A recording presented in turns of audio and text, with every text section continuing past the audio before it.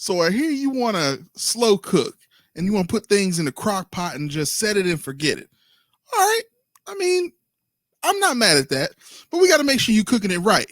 And it also depends on what y'all cooking over there. This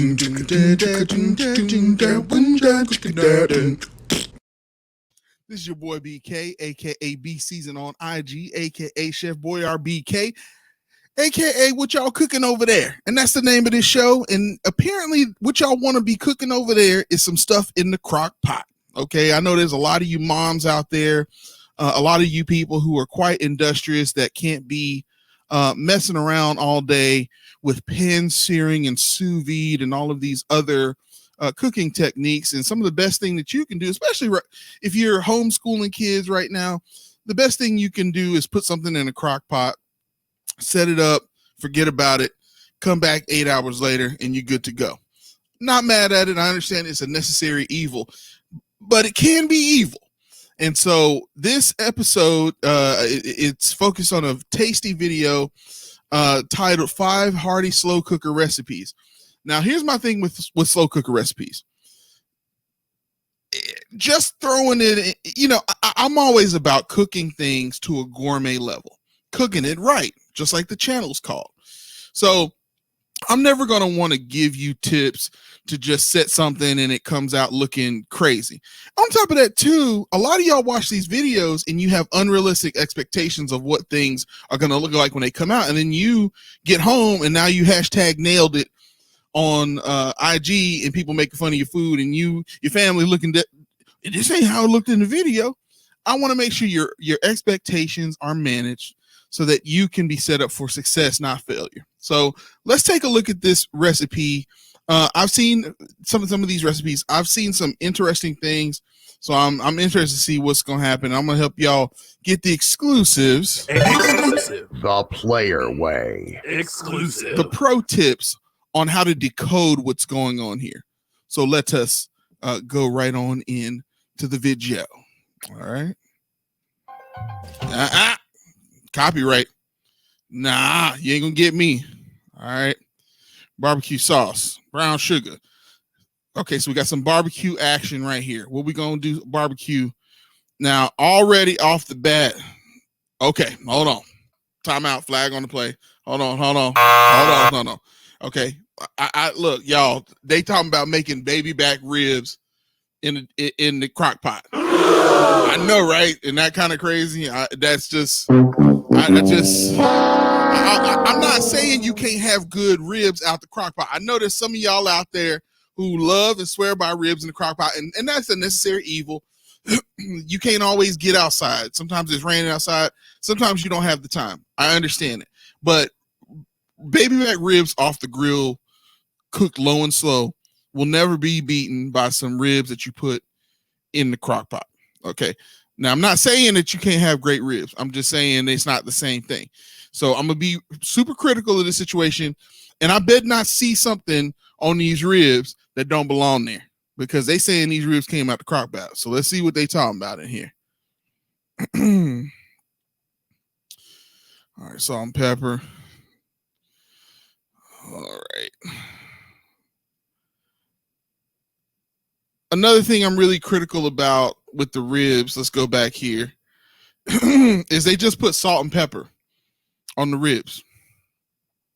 Remember, y'all, pro tip, let's get it up here. If you want to cook everything the player way, seasoning is not salt, okay? Pepper is on the way to some seasoning, but it ain't the on-ramp. It's just the sign that tells you that seasoning is on its way, but it is not the on-ramp to seasoning. You can't just crack some pepper on there and it be done. So already the seasonings that they put in the sauce really need to go on these. If you're going, especially if you're going cook them indoors, the ribs should have been rubbed. First and foremost, you need to get you some good barbecue rub. Even if you're cooking them inside, get you some barbecue rub. Before you put that barbecue rub on it, you need to put some mustard on them ribs. Okay, put the mustard on the ribs. The other thing I noticed that they didn't do is there's also going to be a membrane on the back of those ribs 9 times out of 10. You need to get that membrane off there. It's going to be tough ribs no matter how long you cook them. Okay, Take the membrane off. Put you some mustard, rub mustard all over this. It's not going to taste like mustard later. It's just a really good adhesive for your rub. And it's going to give you a little bit of flavor because part of marinating is vinegar, and there's a little bit of vinegar in your mustard. So go ahead and put that on there, mustard, then your rub. Then you need to put them in the refrigerator like overnight if you're going to do it like this, so that they can be well seasoned and it's not going to be just straight barbecue sauce. Then put them in the crock pot in the barbecue sauce after that. And you shouldn't need to put any seasoning in the barbecue sauce at all. You may want to put some Worcestershire sauce in there for caramel color, some soy sauce or something, a couple of other things, but you don't need to put any more dry seasonings after you. So these are under seasoned ribs. All that's on here is the barbecue sauce, and it's just cooking in the barbecue sauce. I'm not saying you can't have good ribs, but at least follow the steps so that you can make sure that you cooking these ribs the player That's way. all I'm saying, y'all. Can I not get a witness on that? Thank you. That's all I'm saying. I'm not trying to hurt everybody's feelings. I'm just saying, season your meat. You know what I'm saying? Put some marinade in it. Y'all talking about set it and forget it. Y'all could at least, pre-season these ribs and marinate them in overnight. Come on now. Don't be lazy now. Come on, lazy. All right. So let's go on back in here to these slow cooker ribs, these under-seasoned salt and peppered ribs with just barbecue sauce. Ain't even enough barbecue sauce to, look at this. And ain't enough barbecue sauce in there. Granted, yes, the fat is going to let go of that, but there's not near enough in there to really get them ribs going the way they want to go. All right. All right, so there's the ribs. You got to baste them. Okay, so, yeah. Okay. Now, I'm seeing something else going on here. Okay, hold on for a second. I'm seeing something else that's suspicious here. Conspiracy. All right, see how them ribs came out of there like that? What if? Uh-huh. What if it's a conspiracy? Okay, so there's some scoring or some scarring that you only see from trauma, from burn trauma. Okay, remember, this is skin, this is muscle. So you can see trauma on meat just like you see trauma on the body. I know that sounds graphic, but hear me out. So you see these lines here, all these lines here, they finished this out in the oven somewhere. They did something to this afterward to get that appearance. They didn't put it on a grill at least, but they did do something to it. So this did not look like this coming out of here. That's what it looks like when it's coming out of there. So that look that you kind of have to it is not what it's going to look like when you get it done at home. So be aware that they did do something at the end of that to get conspiracy. There you go. What if? All right, so we go on to the next recipe. It's a conspiracy. Pearl onions, beef chuck roast. So this is a pot roast. Pot roast is always a solid recipe. Again, under seasoned. All these videos under seasoned. Okay, so this is going to help you make a gravy. So that's good. That's going to help you get some sort of gravy. Worcestershire sauce. Cook on high for 5 hours. There you go. Rosemary and thyme. Yeah, this is good. I mean, this is pot roast. I mean, it could be just more well seasoned. I mean, this is a really bland pot roast, but I mean, it's a pot roast. There you go. All right, moving on. I'm not gonna spend too much time on that last one. That one's bland. Just season your meat. That's the main thing. Season everything. So I think this is gonna be mashed potatoes. Based on what I see the ingredients in there. So so that's gravy. So they're making a gravy there. No? What is that? Oh, I'm wrong. What is this? Oh, it's a chowder. Now that's kind of banging. Hold on. Let me go back. Okay. Remember, I don't watch these videos in advance, so I didn't know what this was. So let me go back to this real quick. This is kind of banging. I'm seeing something real good here now. Okay, so they said, okay, so I just want to make sure they had chicken broth in there. All right, so let me see what they got going on here. Chicken broth, okay, salt, need some seasoning, and get some Old Bay. If you're going to listen, pro tip. Exclusive. Exclusive. The player Bring up my way. graphic. Exclusive. If y'all gonna do potato soup, it's like a chowder. You got to get you some Old Bay seasoning in there if you want to do it right. All right, don't be messing around. Okay. Yeah, this is kind of dope. I'm cool with this. This is money right here. I'm on with this one. This is definitely The player way. I'm with this one. Okay. They had a good one on that one. That's a money recipe right there. I'm with that one. I'm with that one all the way. That's a great recipe. I'm gonna make that myself. Rachel, we on that one. That might be the first recipe I've seen that they done taught me something or done something that I haven't done in a crock pot before. So this is a chicken with the string still on it.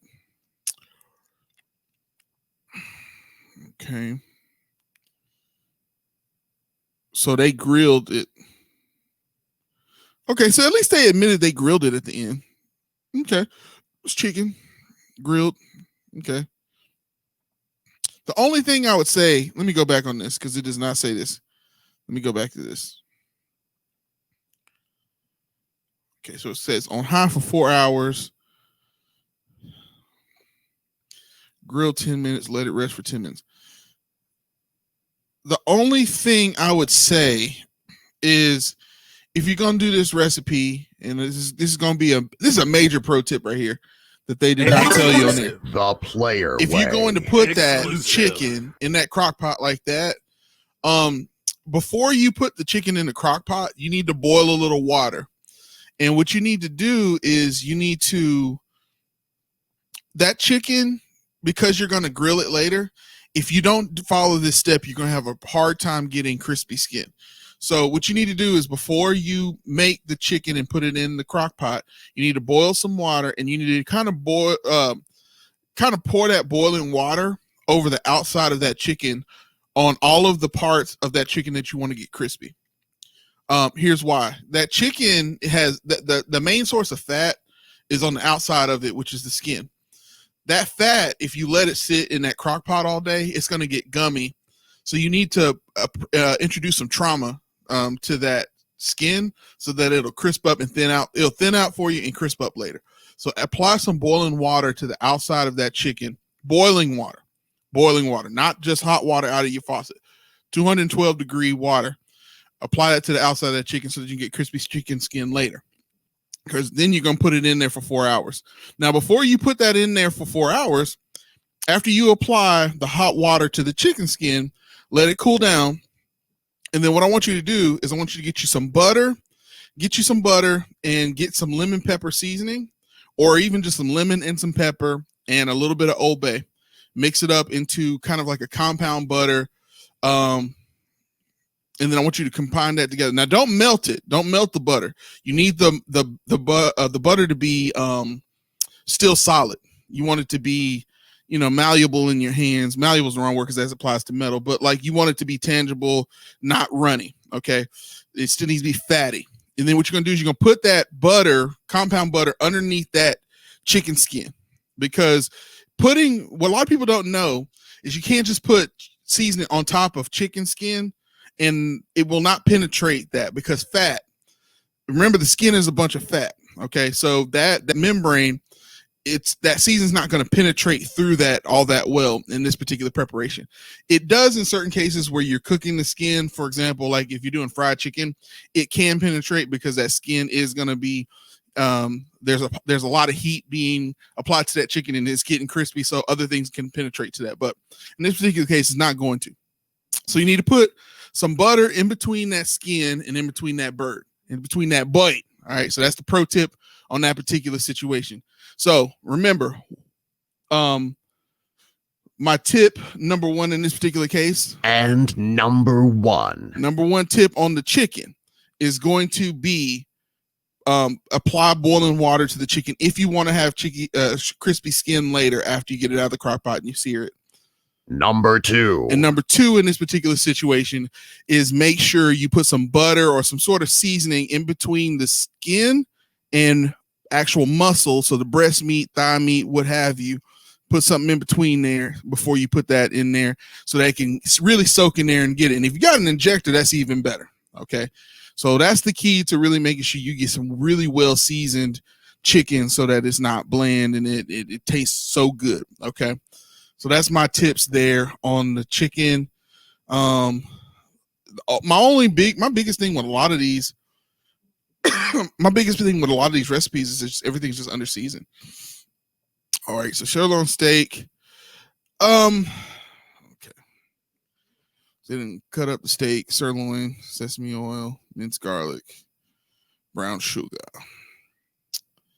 So this is like a teriyaki beef thing. Low on 4 hours. Low and slow is good. So it's like a teriyaki beef, like beef and broccoli type of thing. Yeah, the only thing that I would say before that is sirloin steak is not necessarily a choice steak.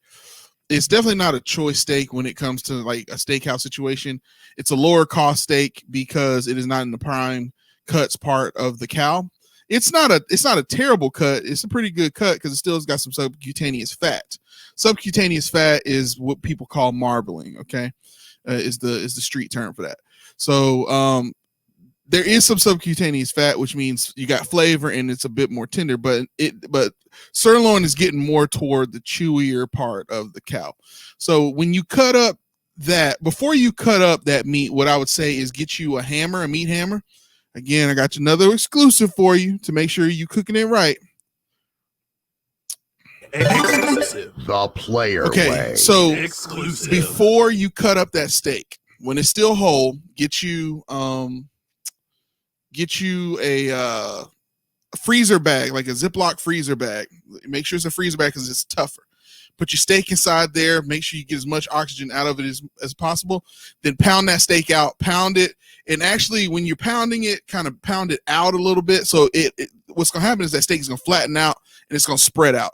So don't just beat it. Actually kind of get it to spread out some. And what you're going to do is you're going to thin and tenderize that steak. And it would be even better if you seasoned it before you did this, because if you salted it, seasoned it before you did this, it's going to also beat that seasoning into it. And the salt will have an effect of tenderizing the meat as well. So do both of those things. Season it and then put it in there and beat it out. If you beat your meat the right way, it will be so supple and you will have the best mouth-pleasing experience when it comes to enjoying that meat. You understand what I'm saying? I ain't trying to be nasty. I'm just saying that's the best way to make sure you are cooking your steak. The player especially way. if you're going to put it in that slow cooker. So let's go on back to this video and wrap it up. It's almost over with, no doubt. All right.